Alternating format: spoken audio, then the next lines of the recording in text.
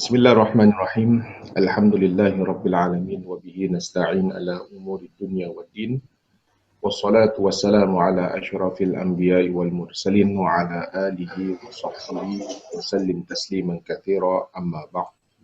Ilahana anta maqsudana wa ridhaka matlubana a'tina mahabbataka wa ma'rifatak. Subhanaka la ilma lana illa ma 'allamtana innaka antal alimul hakim.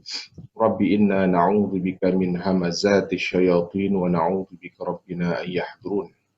Rabbi shrah lana sadrana wa yassir lana amrana wahlul 'uqdatam min lisanina yafqahu qawlina wa la haula wa la quwwata illa billahil aliyil azim. Assalamualaikum warahmatullahi wabarakatuh. Ila hadrat Nabi Mustafa Rasulullah sallallahu alaihi wa alihi wasallam wa ala alihi wa sahbihi ajma'in. Syai'un lillahi lahumul Fatihah. A'udzu billahi minasyaitonir rajim. Bismillahirrahmanirrahim. Alhamdulillahi rabbil alamin. Arrahmanir rahim. Maliki yaumiddin. Iyyaka na'budu wa iyyaka nasta'in. Ihdinas siratal mustaqim. Siratal ladzina an'amta 'alaihim ghairil maghdubi 'alaihim waladdallin. Amin. Alhamdulillah, syukur kita pada Allah Subhanahu wa taala sama kita bersua kembali dalam pengajian tafsir Al-Quran kita dengan menggunakan kitab pelita Al-Quran, tuan-tuan, ya. Jadi saya doakan mudah-mudahan anda semua sihat, ya. Rakan-rakan FB, para jamaah Masjid Al-Istighfar juga akan semuanya sihat sejahtera semua hendaknya, dan mudah-mudahan di pagi yang penuh dengan barakah ini Allah senantiasa berikan kita taufik dan hidayah. Baiklah para penonton, muslimin dan muslimat yang dirahmati Allah Subhanahu wa taala. Pada pelajaran yang lalu, ya, kita telah mempelajari dan mendalami tentang faedah dalam kita mendalami ilmu tafsir. Jadi ilmu tafsir seperti mana kita pelajari sebagai mukaddimah sebelum kita nak masuk dan mendalami tentang tafsiran surah Al-Fatihah.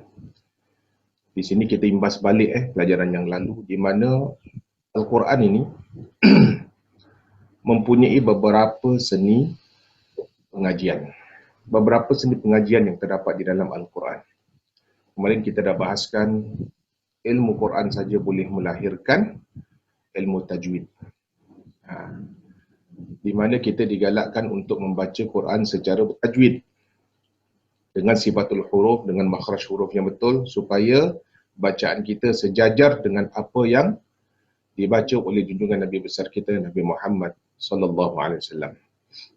Nauzubillah, kalaupun kita pencinta Quran, walaupun kita ni tak nafikan suka dengan Al-Quran, tetapi kalau kita tak dapat membaca Al-Quran tu dengan baik, takut-takut bacaan kita boleh menjadi suatu kemurkaan daripada Allah Subhanahu wa taala. Kemudian yang kedua, selain daripada tajwid Al-Quran, boleh juga melahirkan satu ilmu dinamakan ruqyah Al-Quran. Ruqyah Al-Quran seperti mana telah kita pelajari dan kita fahami bahawa dia adalah merupakan penawar yang kita nak ambil sebahagian daripada ayat-ayat Allah Subhanahu wa taala untuk jadikan sebagai penawar bagi diri orang yang sakit. Dan sakit itu bukan hanya sakit secara batiniah saja, termasuk dua jenis penyakit. Sebab penyakit manusia ini terbagi pada dua bahagian, iaitu penyakit zahiriyah dan juga penyakit batiniah. Penyakit zahiriyah ialah penyakit apa yang keluar daripada tubuh badan kita. Daripada ujung rambut sampai ujung kaki, itu semua adalah penyakit zahiriyah, baik luaran maupun dalaman. Ya. Kemudian manakala penyakit batiniah ini banyak, umpamanya penyakit jiwa, mental, ya, penyakit dalaman, gangguan, makhluk halus, sihir, saka dan sebagainya. Ini semua ada di dalam Al-Quran, beberapa ayat pilihan para alim ulama dan juga pilihan orang-orang saleh. Di antara mereka adalah tergolong dari golongan salafus saleh, yang diajarkan oleh Rasul kepada mereka juga menggunakan beberapa pendekatan ayat Quran untuk mendapatkan penawar daripada penyakit zahir dan batin. Kemudian yang ketiga, selain daripada itu, ilmu Quran juga boleh melahirkan ilmu tarannum. Ilmu tarannum maksud di sini ialah ilmu bagaimana kita nak menghiasi uh, bagaimana kita nak menghiasi suara kita, tuan-tuan. Nak menghiasi suara kita supaya kita dapat membaca Al-Quran dengan baik, dengan lunak, supaya bacaan kita akan jadi apa? Barakah. Sebab Rasulullah sangat mencintai orang yang baca Quran dengan keadaan yang baik, dengan suara yang merdu. Sehingga pernah satu ketika Rasulullah ni, walaupun Rasulullah yang melafazkan Al-Quran kepada para sahabat, tetapi satu-satu sahabat yang disukai oleh Nabi besar kita Nabi Muhammad sallallahu alaihi wasallam bacaannya, dipanggilnya Abu Musa Al-Asy'ari radhiyallahu anhu. Ya, dipanggilnya Abu Musa Al-Asy'ari radhiyallahu anhu untuk membacakan dengan alunan yang tersendiri yang dialunkan oleh Nabi seorang sahabat Nabi tadi, supaya Nabi dapat menghayati bacaan Quran itu dengan suaranya. Sehingga Abu Musa Al-Asy'ari radhiyallahu anhu merasa hairan, ya Rasulullah, engkau yang mengeluarkan Al-Quran buat kita semuanya. Engkau yang melafazkan Al-Quran, yang menyampaikan Quran kepada kita. Kenapa pula kau suka dengar aku yang baca Quran? Aku suka dengar kau baca Quran sebab kerana kemerduan suara yang ada pada Abu Musa Al-Asy'ari radhiyallahu anhu. Jadi sampai Nabi SAW mengatakan apa? Zuyyinu Al-Quran biaswat. Berhiasilah Quran itu dengan suara kalian. Jadi Nabi suka. Ya. Kemudian di samping itu juga adanya ilmu ulumul Quran, di mana ulumul Quran juga, di mana bagi siapa yang membaca ulumul Quran, dia tahu asal usul Quran itu macam mana diturunkan oleh Allah Subhanahu Wa Taala. Bagaimana proses asal usul Quran. Bilakah diturunkan secara jumlatan wahidah, iaitu secara menyeluruh, secara komplit, lengkap, dan bilakah diturun secara beransur-ansur. Kita akan tahu sejarah nuzul Quran yang sebenarnya. Bilakah dia diturunkan, ayat apakah yang diturunkan terdahulu, mana ayat yang penghabisan itu bagaimana, bagaimana pendekatan ayat-ayat Mekah, ayat-ayat Madinah. Ini semua terdapat dalam ulumul Quran. Kemudian yang kelima iaitu tilawah dan tadarrus Al-Quran. Itu kalau siapa yang dah menghayati bacaan Quran itu, tuan-tuan, maka dia akan menjadi macam satu galakan untuk apa? Supaya dia dapat baca bersama-sama. Quran tu kalau kita baca sendiri dengan baca bersama, tuan-tuan, lain, tuan-tuan. Sebab kenapa dalam bulan Ramadan Nabi menggalakkan kita supaya baca Quran lah secara bertadarus, secara berkumpulan, bergilir-gilir. Kerana apa? Ada nikmat Al-Quran tu dalam bulan Ramadan dibaca secara bergilir-gilir supaya dapat mengongsi pahala, supaya dapat saling membetulkan antara satu sama lain. Memang banyak orang suka baca sendiri, tapi dia tak tahu bacaan sendiri tu ada tersilap ke tidak, ada tersalah, kita tak tahu. Tapi dengan cara kita baca secara kumpulan, mudah-mudahan kita dapat ditegur oleh khalifah yang memimpin dalam bacaan Al-Quran itu dalam majlis tadarrus. Dan supaya apa? Supaya kita bila baca, dapatlah pahala. Pahala bukan satu ayat, bukan satu, apa kata orang tu, surah, tidak. Tetapi secara satu huruf demi satu huruf. Satu huruf anda baca dengan baik, anda akan dapat 10 kebaikan. Satu huruf, alif lam mim saja anda sudah dapat 30, walaupun hanya 3 huruf saja. Tapi bila dibaca secara baik, secara betul, secara berkumpulan, ya, insya-Allah dia akan lebih dapat pahala dan ganjaran yang banyak. Dan yang keenam, yang terakhir ialah ilmu tafsir. Dengan adanya Quran, lahirnya ilmu tafsir, iaitu bagaimana kita nak mentadabburkan ayat-ayat Allah. Bagaimana kita nak membongkar rahsia ayat-ayat Allah Subhanahu Wa Taala yang kadang-kala kita boleh terjemahan secara langsung. Kadang-kala tak boleh terjemahan saja, harus dihuraikan. Kadang-kadang perlu kepada penafsiran. Jadi ini hikmahnya bila kita belajar tafsir Al-Quran, kita akan tahu makna yang sebenarnya. Bila anda tahu tentang makna yang sebenarnya, tuan-tuan, insya-Allah mudah-mudahan ini akan membawa kekhusyukan dalam ibadah solat kita. Orang yang nak mendapat ibadah dalam solat, sebenarnya caranya, pertama sekali langkah asas iaitu bagaimana kita dapat memahami ayat Allah Subhanahu Wa Taala. Memahami ayat Allah dan awak mentadabburkan ayat Allah, awak tahu tafsiran dia, tahu latar belakang sejarahnya ayat-ayat Allah, tahu sebab-sebab nuzulnya ayat Allah, maka ini menjadikan awak punya kefahaman lebih luas. Dan awak akan hayati dalam bacaan setiap kali bila awak solat. Dan ini insya-Allah akan mengundang kekhusyukan dalam sembahyang anda insya-Allah. Sebab cara nak dapatkan khusyuk ni tuan-tuan, ya dalam kita menghayati apa dia? Menghayati isi kandungan Quran, tafsir Quran. InsyaAllah mudah-mudahan bila anda terjinak dalam diri anda mempelajari dan mendalami tafsir Quran, insyaAllah anda akan rasa keseronokan. Anda akan rasa ilmu Allah Ta'ala itu luas. Bukan hanya sekadar apa yang kita tahu, lebih daripada itu. Sebab itu kalau kita lihat Al-Quran ini tadi masih lagi dikaji, dipelajari, didalami oleh siapa? Bukan hanya ulama-ulama Islam kita saja. Malahan di kalangan cendekiawan-cendekiawan dunia. Tak kira daripada agama apa pun, daripada bangsa apa pun, mereka pun sedang meneliti dan mengkaji kebesaran ayat-ayat Allah Subhanahu Wa Taala. Dan alhamdulillah ada di antara mereka yang beriman, ya, ada di antara mereka yang masuk dalam agama Islam. Mereka tahu apa, kerana mereka menakjubkan dengan ayat-ayat Allah Subhanahu Wa Taala, dengan kebesaran Allah. Kadang-kadang banyak persoalan-persoalan yang masih difikirkan, masih belum ada jawapannya. Setelah mereka kaji Quran, mereka mendalami Al-Quran, nescaya itulah jawapan dia. Mereka tak dapat pengetahuan di mana-mana kitab pun. Tetapi setelah mereka kaji Al-Quran, mereka faham dan terjemahan.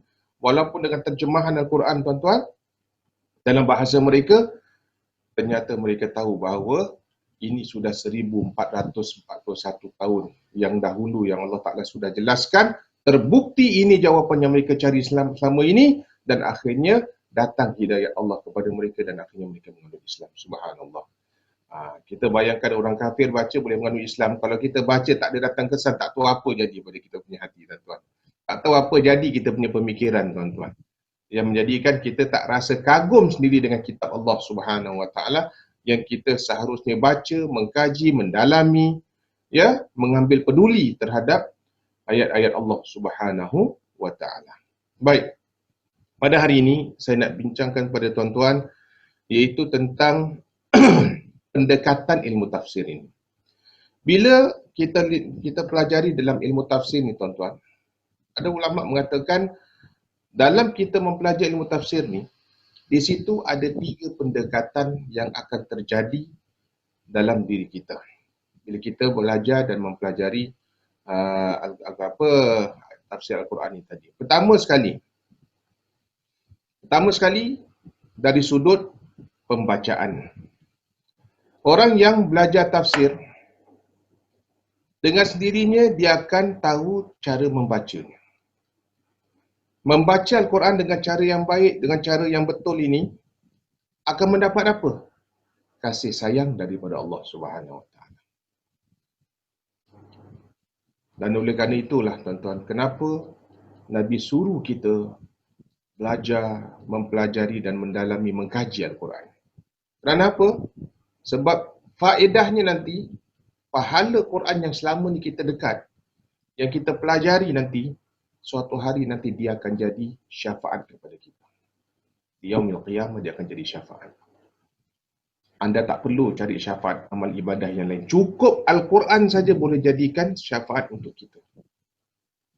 Sebab itu dalam satu hadis yang diriwayatkan oleh Muslim daripada Abi Umamah radhiyallahu anhu mengatakan apa? Di mana Rasulullah bersabda, "Iqra'ul Quran fa innahu ya'ti yaumal qiyamah syafi'an li ashabi." Nabi kata apa? Bacalah Quran. Jadi baca Quran bukan hanya sekadar baca. Kalau dulu orang Arab dah tahu faham maknanya. Sebab dia dah bahasa dia. Bahasa Quran tu bahasa dia, bahasa Arab, Fusha, bahasa ibunda mereka. Tentu mereka sudah mendalami. Macam kita ni, bahasa Arab ni bukan bahasa kita. Kita lagi nak kena belajar bahasa Arab, baru dapat kita hayati seperti mana orang-orang Arab dulu menghayati Al-Quran. Jadi Nabi kata, bacalah Quran. Jadi ada ulama kata, baca dia bukan hanya sekadar baca, tapi bacalah dengan tadabbur Al-Quran, bacalah sungguh-sungguh seperti anda berbicara dengan Allah Subhanahu Wa Taala dalam ayat suci Al-Quran, fa innahu ya'ti yaumal qiyamah. Kerana sesungguhnya nanti bila di hari kiamat dia akan datang kepada anda.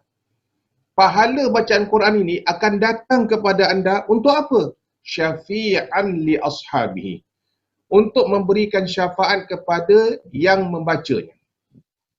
Sekarang kita baca, kita tak nampak apa-apa Tapi Alhamdulillah, masih dapat ketenangan. Kita tak dapat nampak pahala bacaan Quran itu, tapi kita masih merasakan hidupnya Al-Quran. Lebih-lebih lagi kalau anda baca di dalam keadaan hati yang resah. Lebih-lebih lagi kalau anda membaca dalam keadaan jiwa yang sedang kacau. Dalam keadaan awak ada masalah.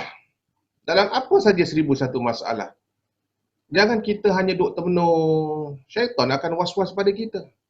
Tapi dalam keadaan kita bermasalah ni, carilah Quran. Bacalah Quran. Sungguh-sungguhlah. Sebab tu Nabi kata apa? Bacalah Quran. Supaya apa? Nanti dia akan datang hari kiamat, nanti dia akan jadi syafiat. Syafiat ni apa? Dia akan jadi pembela kita nanti di hari akhirat. Dia akan jadi penolong kita. Dia akan jadi penyelamat kepada kita di hari kiamat.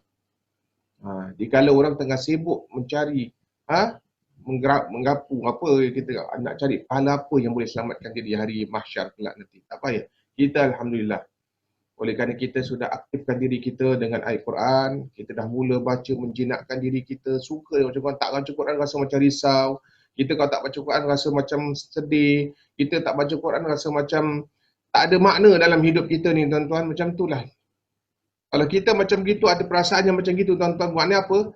Quran tu sudah sebati dengan jiwa kita. Ni kita tak baca Quran pun kita tak rasa apa-apa. Itu belum sebati namanya.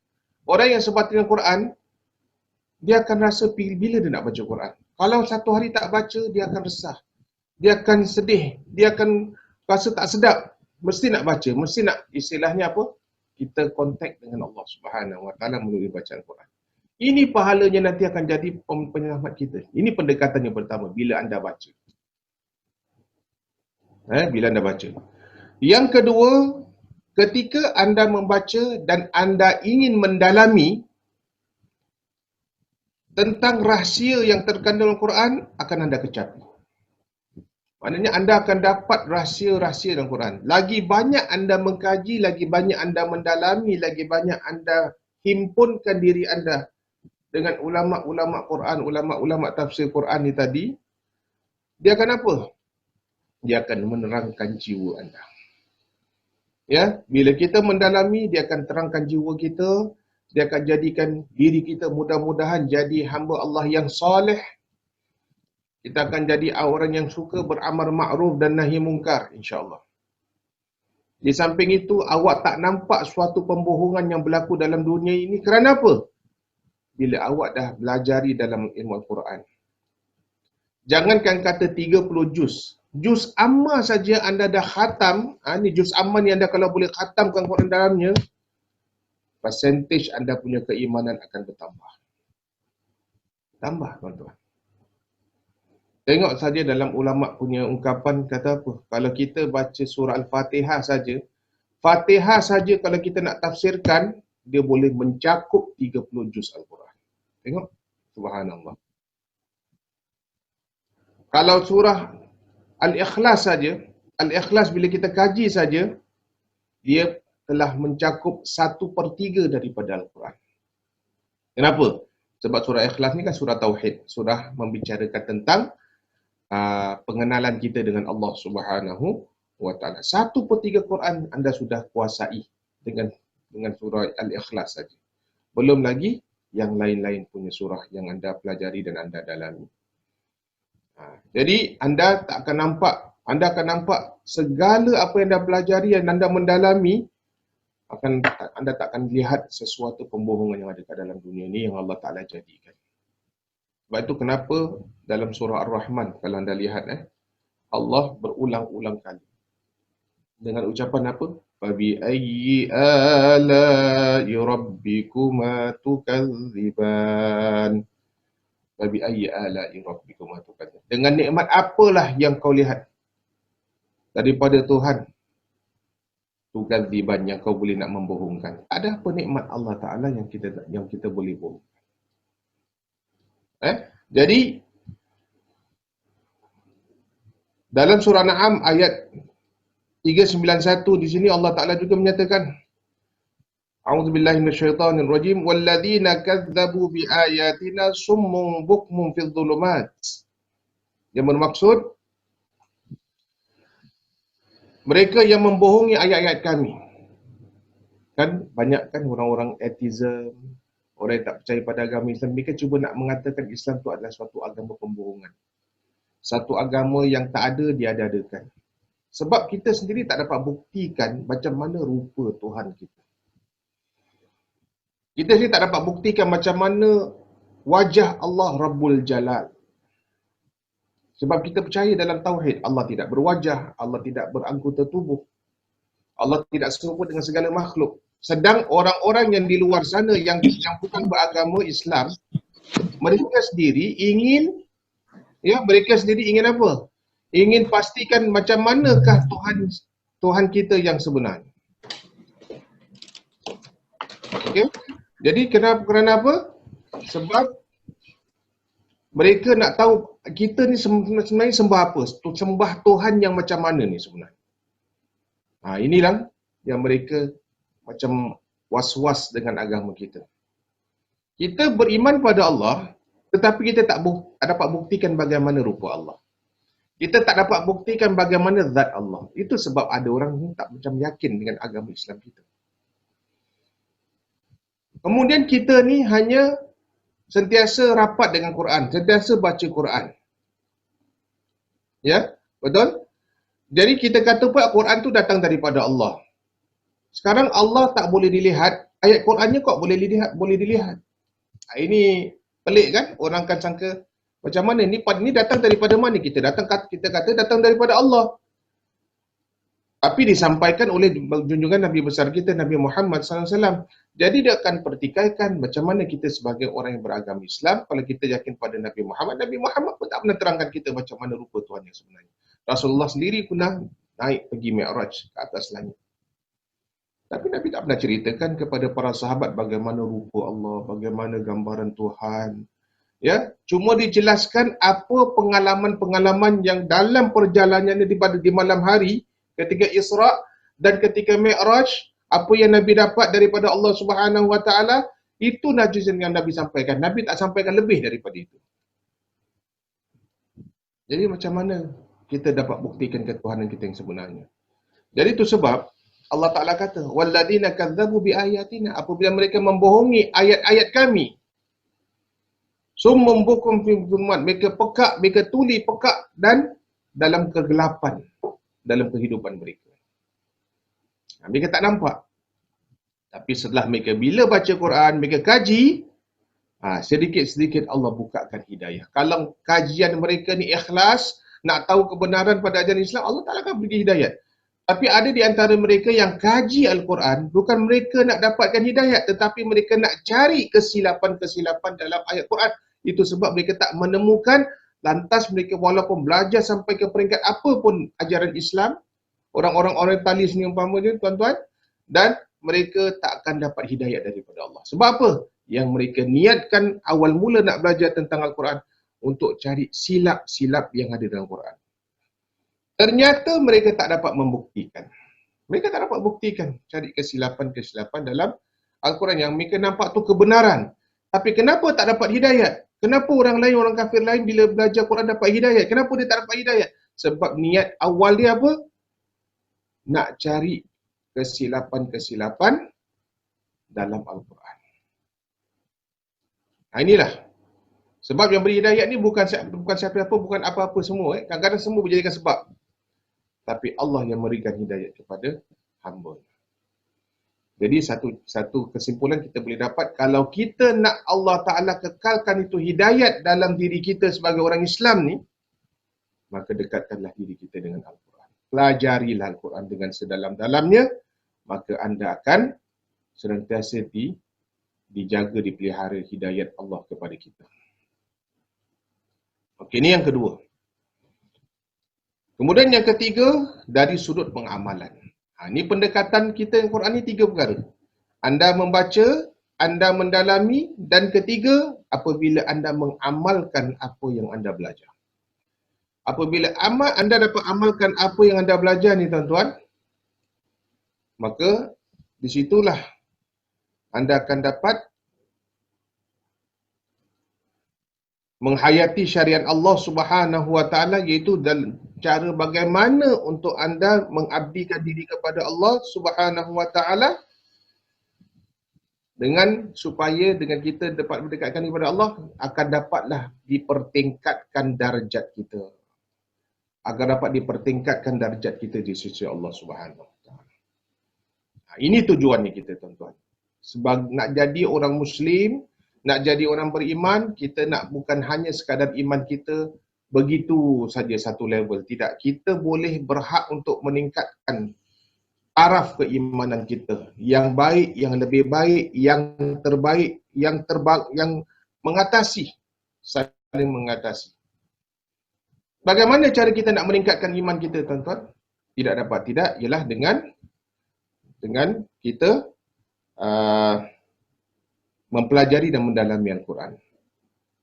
Sebentar tuan-tuan, saya ada orang datang.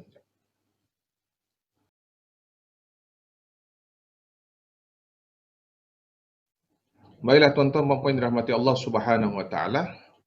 Jadi itulah, apabila kita dapat mengamalkan segala apa yang kita pelajari ni, tuan-tuan, maka di situ kita dapat satu perkara yang boleh mendekatkan diri kita kepada Allah dengan jalan pengabdian kita kepada Allah dengan meningkatkan darjat. Jadi setiap daripada kita harus usaha untuk meningkatkan darjat kita di sisi Allah Subhanahu wa taala. Anda tidak boleh istilahnya apa? Anda tidak boleh menganggap diri anda cukuplah dengan iman yang biasa-biasa saja. Tak boleh anda menganggap iman kita sekadar apa yang ada saja. Tidak boleh. Kita kena berusaha dan berikhtiar untuk menjadikan diri kita, taraf keiman kita yang terbaik. So, kita lihat dalam diri Rasulullah SAW tu, bila Rasulullah SAW sendiri didatangi oleh Malaikat Jibril. Malaikat Jibril datang. Jadi Malaikat Jibril ni datang kepada Nabi dengan mengkhabarkan, ya Rasulullah, Allah kirim salam kepadamu dan Allah mengatakan hari ini darjatmu lebih baik daripada semalam hari. Ketika Rasulullah SAW menganggap bila dirinya pada hari ini darjatnya terbaik daripada semalam, Rasulullah bukan happy.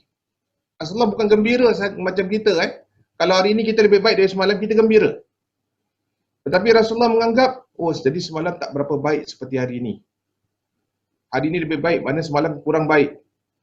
Tetapi hari-hari, bila Rasulullah buat yang terbaik dalam dirinya sebagai seorang hamba Allah, sebagai seorang Rasul, sebagai seorang utusan Allah, Nabi berusaha untuk jadi yang terbaik, yang terbaik, yang terbaik.